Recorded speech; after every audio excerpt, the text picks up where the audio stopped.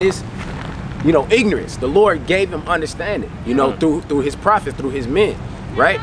And that's why Philip was sent to the eunuch, and he gave him understanding. And what did the eunuch say? He spoke knowledge, and he said what? He basically said, he goes into saying, how can I hear except some man teach me? How can I understand except some man teach me? So you got to be broken down and built back up. Just like the one brother who tried to tell us, man, well, how old are y'all? Well, that don't matter. It doesn't matter how old we are, man. It doesn't matter. You have to hear the word, man. Nevertheless, nonetheless. You got something? It's the book of James, chapter 4, verse 4. Ye adulterers and adulterers, know ye not that the friendship of the world is enmity with Yahweh? Whosoever therefore will be a friend of the world is an enemy of Yahweh. So, as we were already going into, we got to come out of the ways of Babylon, man. We can't expect to sit at the table of the Most High and sit at the table of devils, man. We got to come out of those ways. We cannot be a friend of the world and expect to be a friend of the Most High God. That's against the scriptures. The scriptures teaches us that we got to come out of those ways, right? We got to come out of the ways of the world, man, because the world teaches us everything against the scriptures, man. You understand? Well, reading on. Do ye think that the scripture saith in vain, the spirit that dwelleth in lusteth to envy? But he giveth more grace. Wherefore he saith, Yahweh resisteth the proud, but giveth grace unto the humble. Right? So he resists the proud, man. All ye that boast up against this truth, boast up against this understanding, as like the brother that you were speaking on. How old are y'all? Hey man, I've been locked up in everything.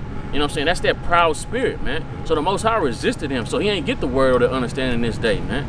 You know, Lord willing, the brother repent and he humble himself, and the Most High will show him some mercy and give him some understanding, right? But if not, he gonna die in his proudness, man, right? Submit yourselves before to Yahweh, resist the devil, and he will flee from you.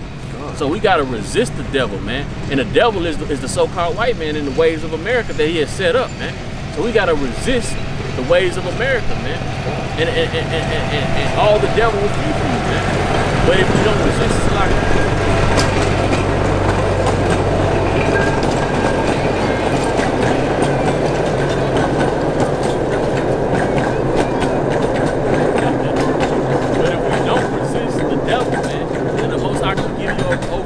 violence, man. Right? We gotta resist it through prayer and fasting, man.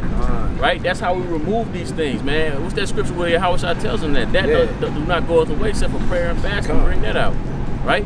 So we gotta pray and fast in these last days, man. Whatever demons you dealing with, man. If you dealing with lust, man, then you have to pray and fast that thing off. If you dealing with a smoking demon and you in this truth and you trying to get right, you gonna have to pray and fast and get that thing off, man. But you can't sit here and say, man, I've been trying to get rid of it, man. I've been trying to do better. And then brother asks you, man, have you prayed? Have you fasted about it? Nah, I ain't fasted, man. You know I gotta work, man. I can't really go without eating, man. Hey, look here, man. If you want this demon to flee from you, man, and you believe in the Most High God, Matthew 4:4, Deuteronomy 8:3 says, man shall not live by bread alone, right? But by off of every word out of the Most High's lips, man. So if you really want to get that demon gone, you got to make that sacrifice, man. Even if you do got to go to work, you ain't gonna die. Get in that word, man. You get on break, your lunch break, when it was time for you to eat your normal food, eat of the bread of the Most High God, man. Feed your spirit, man. You'll make it through. And when you make it through and you replenish, you'll be able to remove that old leaven, man, right? Because that's the problem, man. Jake rather make excuses, man. Jake rather say, man, hey, man, I do want to fast. I do want to fast, man, but I got to go to work. You know what I'm saying? Hey, there's plenty of times when Jake don't eat by accident, man. And when you don't eat by accident, you may be hungry, but you made it through. So why you can't not eat for the sake of Yahweh Ba'ashem Yahushua? But it's really for the sake of you, man, to remove the devils from you, man. Make the devil flee from you. What happened with Yahushua when he when the devil tried to entice him, man? He resisted the devil and he fled from Yahweh. He fled through the word, exactly. Through the law. Through the word, man, through the scriptures. Man, all praises, man. You know what I'm saying? Through the scriptures, and he fled from Yahweh, man. That's right. So that's what you got to do, the same thing, man, as Yahweh did, man. We followers of Christ. I mean, as Yahushua did, man. We followers of Yahushua, right? So as he led, we follow. Go ahead, brother, with the precept. Yeah, man. It says in Mark chapter 9, verse 25, when Yahushua saw that the people came running together, he rebuked the foul spirit, saying unto him, Thou dumb and deaf spirit, I charge thee, come out of him, and enter no more into him. And the spirit cried and rent him sore, and came out of him, and he was as one dead, insomuch that many said, He is dead. But Yahushua took him by the hand and lifted him up, and he arose. And when he was come into the house, his disciples asked him privately, Why could we not cast him out? And he said unto them, This kind can come forth by nothing but prayer and fasting. By and that's nothing? in the spirit, bro, because I'm in the same. That was in the spirit because I'm in the same scripture that one of my, and I was trying to look for it. I was like, damn, I can't find it. But I just, as soon as I touched my phone to look for it, I looked and there it was. Come, man. Hey, and what he say, man? It don't come forth through nothing but prayer and fasting, man. So if you dealing with it and it's not, you just can't put it down, man. It's that same type of demon, man. That you cannot get it going unless you do it through prayer and fasting, man. So you got to do prayer and fasting. Resist the devil and he shall flee from you, man. The scriptures are true, man. Yeah. Right? Reading on. Draw nigh unto Yahweh, and he will draw nigh unto you. So if you go through that prayer and fasting, man, you drawing nigh unto Yahweh, man. You making that sacrifice, showing Yahweh, hey man, I ain't worried about food. I'm worried about growing it with you, Yahweh. I'm worried about showing you that I'm a child of yours, man. I want to live in righteousness, man. Right. And then now he'll draw nigh unto you. Right? Cleanse your hands, ye sinners, and purify your hearts, ye double-minded, man. Double-minded, You gotta cleanse your hands, you sinner, man, and you double-minded, because that's what you are, man. You're being double-minded, man. You're like, hey, man, I'm righteous, man. I want to be righteous. I'm an Israelite. I believe in being righteous. And then the next thing you know, man, your mind is going into to Babylon, right? That's double-minded, man. It doesn't necessarily mean that you are complete double-minded, unstable man, but at the same time, the scripture said, double-minded man is unstable in all his ways. Right? So you got to make sure that you are not an enmity with the Most High God by trying to satisfy the world and trying to satisfy the Most High at the same time, man. You got to come out of the ways of Babylon in these last days, man. And that ain't gonna come forth through nothing but prayer and fasting, man. Sanctify yourself in these last days, man. Right? Like the scripture say, wash ye make you clean. Wash ye make you clean, man. And how do you get washed, man? Through the washing of the word, man. We gotta get into this word, man. That's right. Verse 9. Be afflicted, mourn, and weep. Let your laughter be turned into mourning and your joy into heaviness. Man, you gotta let your laughter be turned into mourning, man. See, Jake wanna say, hey man, I'm trying, but then Jake wanna go out with his family on a vacation, right? I ain't saying that you can't get away, but at the same time, man, you wanna get your spirit right, man. You can't be sitting here saying, man, hey man, I keep the Sabbath all the time, but every now and then my family asks me to do this, go out with them on that. Next thing you know, you barbecuing on the Shabbat, man. Right? And you trying to live happily, man. You're supposed to set yourself in mourning, man, and weep, man. Be in sorrow, man, like Nehemiah was, man. Nehemiah was high ranked where he was at, man. The king couldn't even understand why Nehemiah was sorrowful, man. He said, hey, man, look at my people, man. We ain't even got no home. Like, how can I be happy? It's the same way, man. You blacks, Native Americans, and the so-called Hispanics, man. We ain't got no home, man. We ain't got no army. We ain't got nothing, man. So what is there to be happy about, man? We're supposed to be mourning and weeping, man. Be afflicted, man. And then ask why. And then the scriptures will tell you why, man. Because we outside the law, statutes, and commandments of the Most High God, and we got to come back to it, man. That's right. Finishing up. Humble yourselves in the sight of Yahweh, and he shall lift you up, man. Humble yourself, man. Fasting is a form of humbling yourself, man. You putting away something that you love, man. Humbling yourself to the Most High, and they say he'll lift you up, man. So whatever you dealing with that got you low, the Most High is gonna take that from you and lift you up, exalt you, man. Humble yourself and be lifted up. Whatever you got, all right? Yeah, man. And I just kind of want to deal with the kind of what I was bringing about the kids. Or how old you are. Listen, you got to be broke down, man. You got to be broke down to be built up, so that you can't receive meat, man. Okay. So it says what?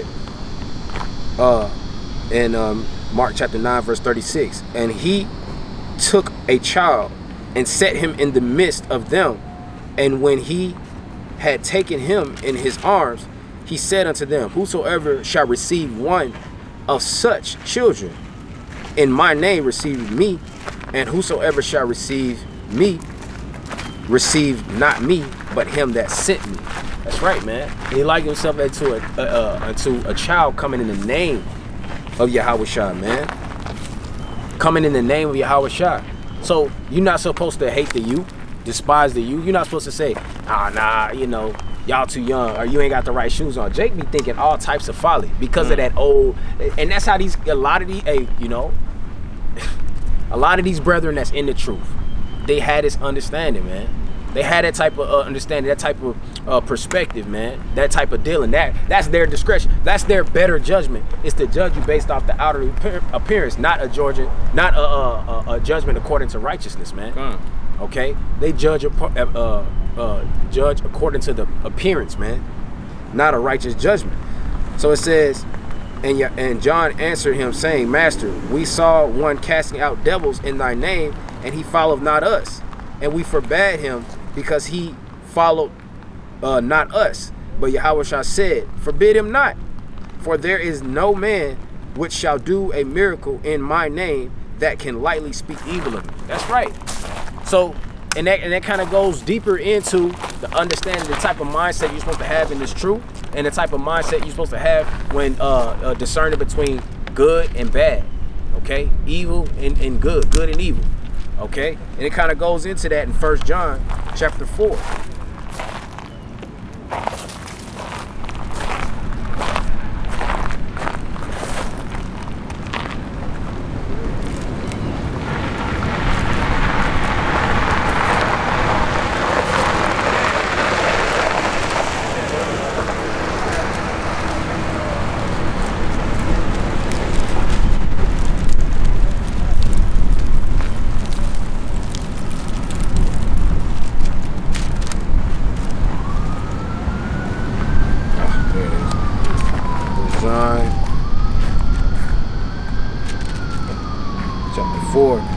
And it says in 1 John chapter 4 verse 2, hereby we know the spirit of Yahweh. Every spirit that confesseth that Yahushua is come in the flesh is of Yahweh. And it's just like you can't do nothing but grow in that understanding, man. Once you realize that and understanding that Yahushua come in the flesh, it goes deeper than that. You have to understand that everything that he went through, his testimony is that he died for his people. And if he come in the flesh, then he looked like somebody. Yahushua was a so-called black man. And then if you look at Matthew chapter 15 verse 24, it's made you're made to understand through the fact that his people, they all had the same affliction as him, because his people were the ones that he told, hey, if it happens to me, it's gonna happen to you, you know. So he told them that to give them understanding, hey, you can't escape this judgment that's gonna come on you, man. Just like Yahushua was set up to die for his people, you set up to be afflicted. And everything you put your hands to is gonna be destroyed. I mean it's gonna be rebuke and cursing and vexation upon you, man. You're gonna be vexed in everything that you set your hands to do. You're gonna be cursed in everything you set your hands to do. When you're doing the truth, you're gonna be vexed by the wicked. When you walk in according to this world, you're gonna be afflicted and you're gonna be destroyed by the same people. Okay? Anything you do, that's because you cannot get rid of the skin that you have on you. You can't get rid of the spirit. We only thought that it was just the skin.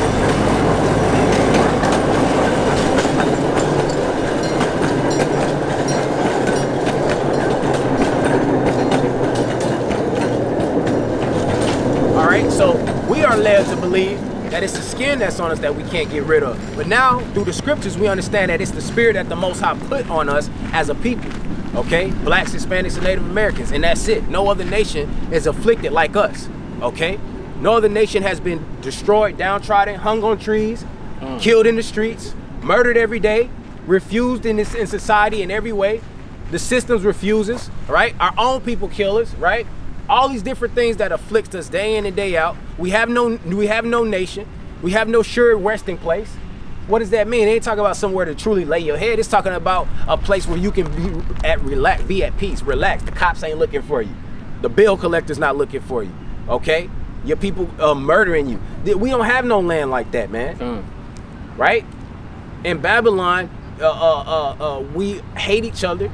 We are destroyed. We're locked up in prison houses, man. So what? Through this understanding, we receive through the fact that we know that Yahushua, who the world calls Jesus, is a so-called black man.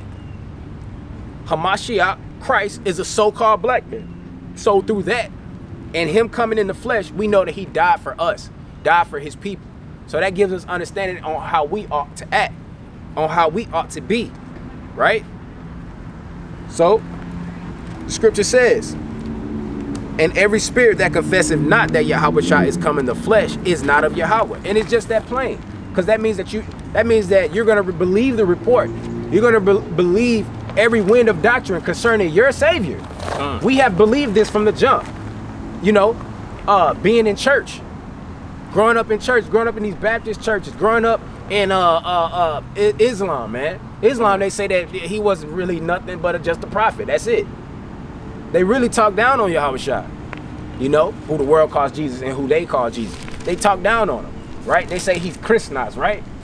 You know, they called him Christianized. He was just, you know, he was nobody. No, y'all hated him because, hey, it was meant for him to be hated. Somehow the Prophet Muhammad is a greater person than Yahushua. Come on, man. Which makes no sense. Exactly. Stumbling block. Even if you look in just history, if you look in history through the historians, his following was never even close to the following of Yahushua. Nobody feared the Prophet Muhammad. Muhammad had to put fear in people by killing people, as far as getting people to join into Islam. And that's not honest. Exactly. Yahushua had the fear of the other people, of his great works that he's manifesting, making people follow after him with his great works, his miracles, his prophecy. These are the things that Yahushua did, and it's attested to in history that he walked this earth, and he had a great following because of that, and put the fear in his enemy's heart. Seeing him walk the way he walked. Nobody feared the Prophet Muhammad, man. Nobody feared, or not the so-called Prophet Muhammad, shall I say. Nobody feared him. Nobody feared anything that he did, because he didn't do anything. He didn't do anything